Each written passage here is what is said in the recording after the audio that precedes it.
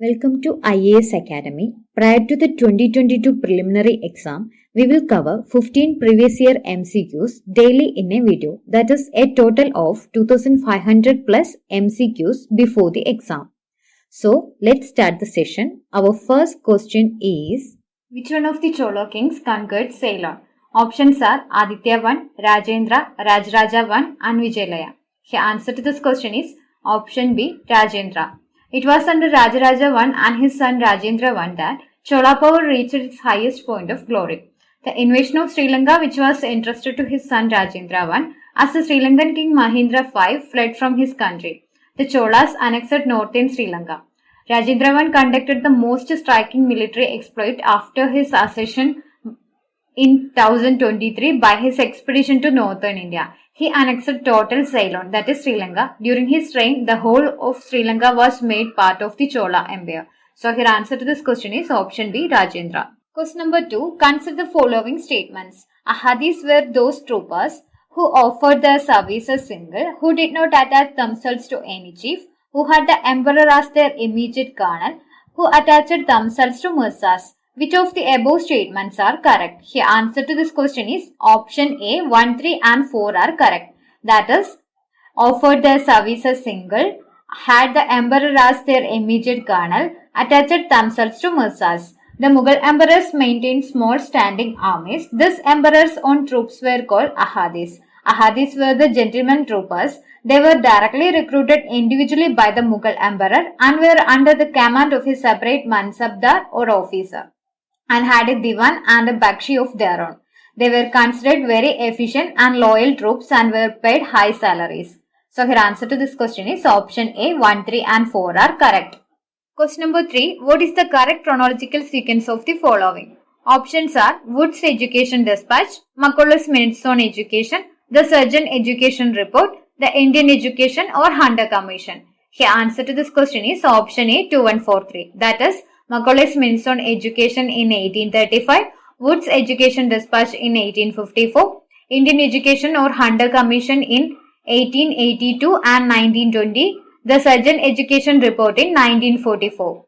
So, your answer to this question is option A, 2, 1, 4, 3. On 2nd February 1835, British historian and politician Thomas Babington Macaulay presented his Minutes on Indian Education that sought to establish the need to impart English education to Indian natives. In 1854, Charles Wood sent a dispatch to Lord Dalhousie, the then Governor General of India. He suggested that primary schools must adopt vernacular languages. Through the dispatch, he also suggested that high schools use Anglo-vernacular medium and that English should be the medium for college-level education. Hence, Wood's dispatch is considered as Magna Carta of English education in India. Hunter Commission was appointed in 1882 to examine the implementation of the dispatch of 1854, which tried to streamline school education into two streams of high school, one leading to the university education and the other to the commercial, vocational and technical education. This was the first attempt to diversify school curriculum and introduce vocational education. Central Advisory Board of Education prepared a comprehensive report on educational development after the World War, known as the Surgeon Report in 1944. So, your answer to this question is option A, 2, 1, 4, 3. Question number 4. In ancient Indian Buddhist monasteries, a ceremony called Pavarana used to be held. It was the option A, occasion to elect the Sangha Parinayaka and two speakers, one on Dharma and the other on Vinaya. Option B, confession by monks of their offences committed during their stay in the monasteries during the rainy season. Option C, ceremony of initiation of new person into the Buddhist Sangha, in which the head is shaved and when yellow robes are offered. Option D, gathering of Buddhist monks on the next day to the full moon day of the Ashuddha, when they take up fixed abode for the next 4 months of the rainy season. The answer to this question is option B, that is, confession by monks of their offences committed during their stay in the monasteries during the rainy season. Pavarana is a Buddhist holiday celebrated on the full moon of lunar month. This day marks the end of the rainy season in some Asian countries like Thailand, where Theravada Buddhism is practiced. On this day, each monk must come before the community of monks and atone for an offence he may have committed during the Vasa, that is in the rainy season. Vasa concludes with Pavarana ceremony, in which every monk, irrespective of rank or seniority, agrees willingly to receive instruction from any other monk in the monastery if he acts improperly. So here answer to this question is option B. Question number 5. Consider the following statements about Roaring Forties. Options are: they blow uninterrupted in the northern and southern hemispheres. That is incorrect. They blow with great strength and constancy. That is correct. The direction is generally from north west to east in the southern hemisphere. That is correct. Overcast skies, rain, raw weather are generally associated with them. That is also correct. So here answer to this question is option B. 2, 3 and 4 are correct. The Roaring Forties are strong westerly winds found in the southern hemisphere, generally between the latitudes of 40 and 50 degrees. The strong west to east air currents are caused by the combination of air being displaced from the equator towards the south pole and the earth's rotation, and there are few land masses to serve as windbreaks. The Roaring Forties were a major aid to ships sailing the Brewer route from Europe to the East Indies or Australasia during the Age of Sail. The boundaries of the Roaring Forties are not consistent and shift north or south depending on the season. So here answer to this question is option B. 2, 3 and 4 are correct. Question number 6. Which one of the following statement is not true? Option A. Gaga's water is utilized in the Indira Gandhi Canal. That is incorrect. Option B. Narmada rises from Amarkantak region. That is correct. Option C. Nizam Sagar is situated on the Manjra river. That is correct. Option D. Penganga is a tributary of the Godavari. That is also correct. So here answer to this question is option A. Option A is incorrect. The Indira Gandhi Canal, originally Rajasthan Canal, is the longest canal of India. Indus Water Treaty was signed between India and Pakistan, which gave India the right to use waters of 3 rivers, the Satluj, Beas and Ravi. Indira Gandhi Canal has been taken from Harike Barrage at the confluence of Satluj and Beas and used the combined water of these 2 rivers to provide water for drinking and irrigation purpose to vast areas of Rajasthan. Hence, statement A is incorrect. Narmada rises from Amarkantak Plateau in Anuppur district, Madhya Pradesh. Nizam Sagar Dam, named after Nizam of Hyderabad, is a reservoir constructed across the Manjra River, a tributary of the Godavari situated in Telangana. The Penganga River is the chief river in the Maharashtra. It rises in the Ajanta range and is a major tributary of the Vardha River. Vardha River flows into Pranhida River, which in turn flows into Godavari River. So here answer to this question is option A is incorrect. Question number 7. With reference to Global Environmental Facility, which of the following statement is or are correct? Option A. It serves as financial mechanism for Convention on Biological Diversity, that is UNCBD, and United Nations Framework Convention on Climate Change, that is UNFCCC. That is correct. Option B. It undertakes scientific research on environmental issues at global level. That is correct. Option C. It's an agency under OECD to facilitate the transfer of technology and funds to underdeveloped countries with specific aim to protect their environment. That is incorrect. Option D. Both A and B are correct. The answer to this question is option D. Both A and B statements are correct. The Global Environmental Facility, jointly managed by the United Nations Development Programme, World Bank, and the United Nations Environment Programme. 180 plus nations are united under GEF in partnership with civil society organizations, international institutions, private sectors, etc. to address the environmental issues across the globe. GEF also serves as financial mechanism for UNCBD, UNFCCC, UNCCD, and Minamata Convention on Mercury. The financial mechanism was established to help tackle our planet's most pressing environmental problems. It provides funds to the developing countries and transition economies for projects related to climate change, biodiversity, the ozone layer, etc. GEF was established during the Rio Earth Summit in 1992. It is based in Washington, D.C., United States. So here answer to this question is option D. Both A and B statements are correct. Question number 8. The Consultative Committee of Members of Parliament for Railway Zones is constituted by options are President of India, Minister of Railways, Minister of Parliament Affairs and Minister of Transport. The answer to this question is option C. Minister of Parliament Affairs. Consultative committees are constituted by the Minister of Parliamentary Affairs. These are normally constituted after a new Lok Sabha is constituted. This implies that these committees stand dissolved upon dissolution of every Lok Sabha and thus are reconstituted upon constitution of each Lok Sabha. Guidelines regarding the composition, functions and procedure of these committees are formulated by Ministry of Parliamentary Affairs. The same ministry also makes arrangements for holding their meetings both during the session and the intersession period of Parliament. This consists of members of both the houses of Parliament. However, the membership of these committees is voluntary and is left to the choice of the members and the leaders of their parties. Maximum membership of committee is 30 and the minimum is 10. These committees are attached to various ministries or departments of central government. Consultative committees are not parliamentary committees. So here answer to this question is option C. Question number 9. Consider the following. Market borrowing, treasury bills, special security issued to RBI. Which of these is or are components of internal debt? Here answer to this question is option D, 1, 2 and 3. That is all the above are components of internal debt. That is market borrowing, treasury bills, special securities issued to RBI are internal debts. Public debt is classified into internal and external debt. Internal debt is categorized into marketable and non-marketable securities.